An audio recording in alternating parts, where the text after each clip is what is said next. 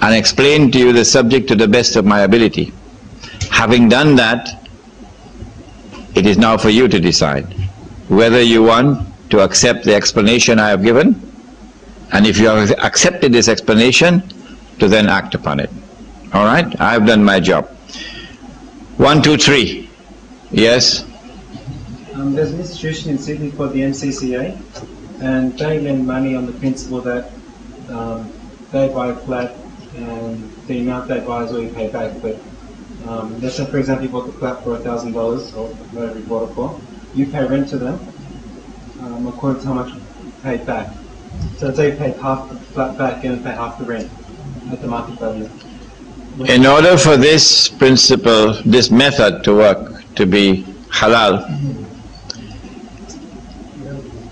the house is on sale for $100,000. I put up 10,000.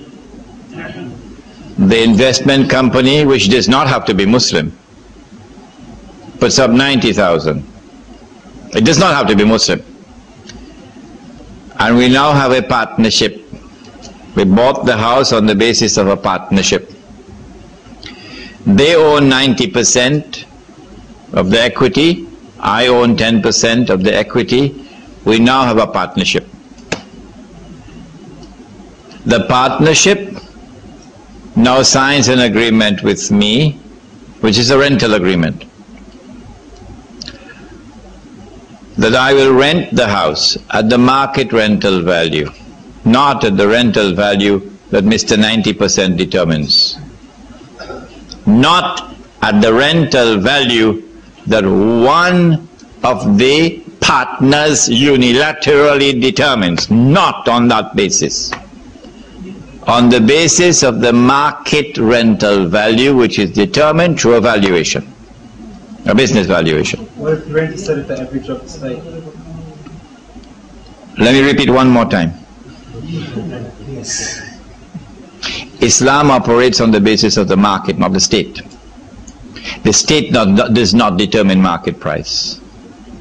The market determines market price. So you get a business valuation which determines the value, the rental value. And both parties must decide upon that third party who will be the valuation. When we get the market rental value, not the rental value unilaterally determined by one partner, at that market rental value, the house is now rented.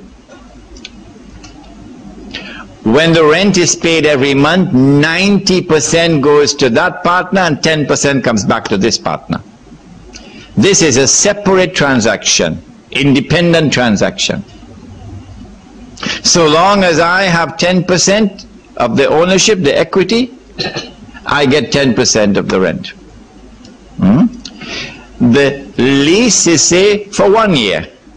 At the end of 1 year, we have another market valuation to determine whether the rental value should remain the same or go up or go down.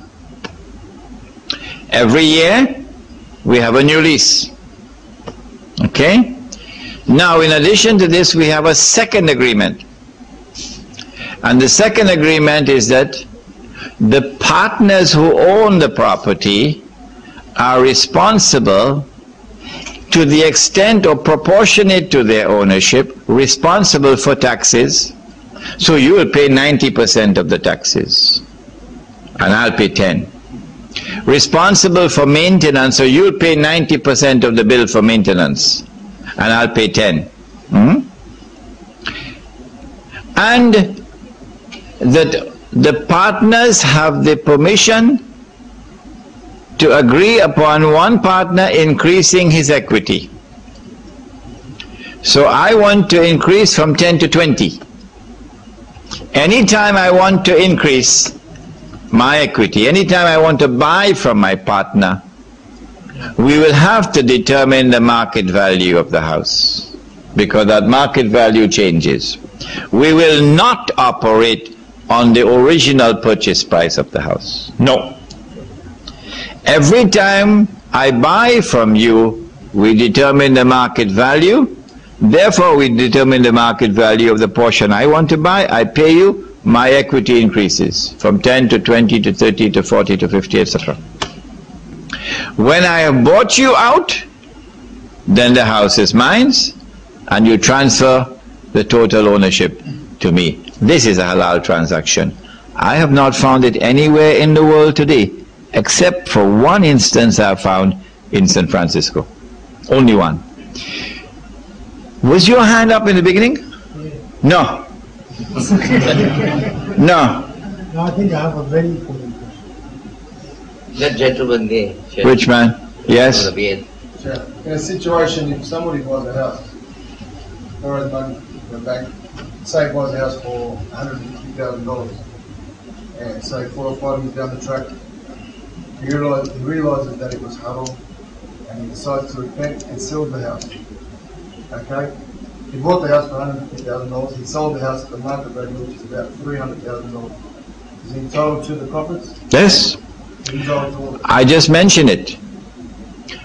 فَمَنْ جَاءَهُ مَوْعِظَةٌ مِّن رَبِّهِ فَانْتَهَى فَلَهُ مَا سَلَفَ وَأَمْرُهُ إِلَى اللَّهِ. You don't have to give away that profit as charity. You don't have to give away or leave it with the buyer, reduce the price. No. Yes? I just want to know the charges. Is that riba too? Because like you send money overseas, they put the charge in that too. So is that riba? If money is being transported, then the person who receives it is not using that money, it's just in a bag. He has no access to that money. And he's just taking the money from one place to another. Why should he do that free of charge? Why should he do that free of charge? He's taking his time, he has to use his horse, his Toyota Camry. So, to move money from one place to another, all right, that is something for which you should have to pay the person who is working. However,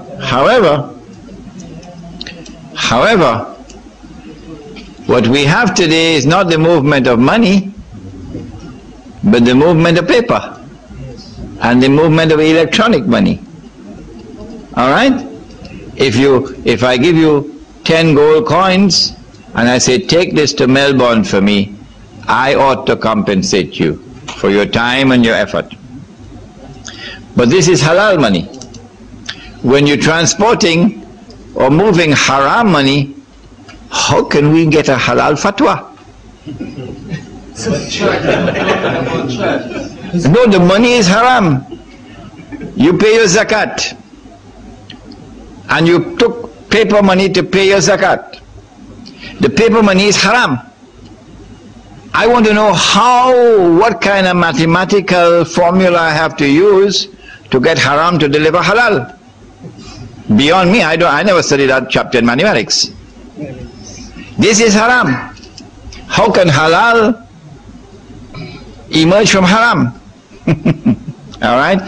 Can we ask last two questions and then? I think the Sheikh raised Yes. is a disturbing and important one. The Sheikh has not raised the point. The Sheikh has deferred with me. I know All right, here we are. that's his right to do that. But it looks like a lot of Muslims have this problem. They argue that just because they're Muslims, why should they be poor? Why should they own a house? But this is but only because simply you should not contract any haram thing. But I think you should respond to him. I think that's Next one. Last question. Thanks, Sheikh, giving the opportunity to answer this question. My question is basically on that the slavery system existed in Islamic society. If that system was legal, on what basis the transaction had taken place between the master and the slave? Because I'm not very sure about this topic, and if you think this today is the right time, probably If you come here, make problem.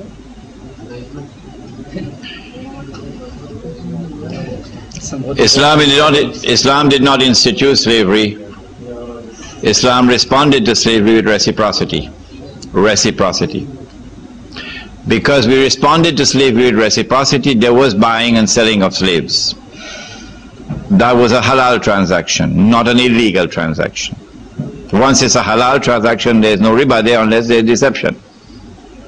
Once the enemy stops enslaving our people in warfare, we reciprocate. We would not enslave unless Allah commands enslavement, because Allah has done that. Allah has ordered the people to be enslaved. So long as the enemy does not enslave our prisoners of war, we will not enslave their prisoners of war. There is no other means through which people can be enslaved. Alright? ربنا تقبل منا إنك أنت السميع العليم وتب علينا يا مولانا إنك أنت التواب الرحيم برحمتك يا أرحم الراحمين آمين يا رب العالمين. يا بيت القدس لنا أمل ستعود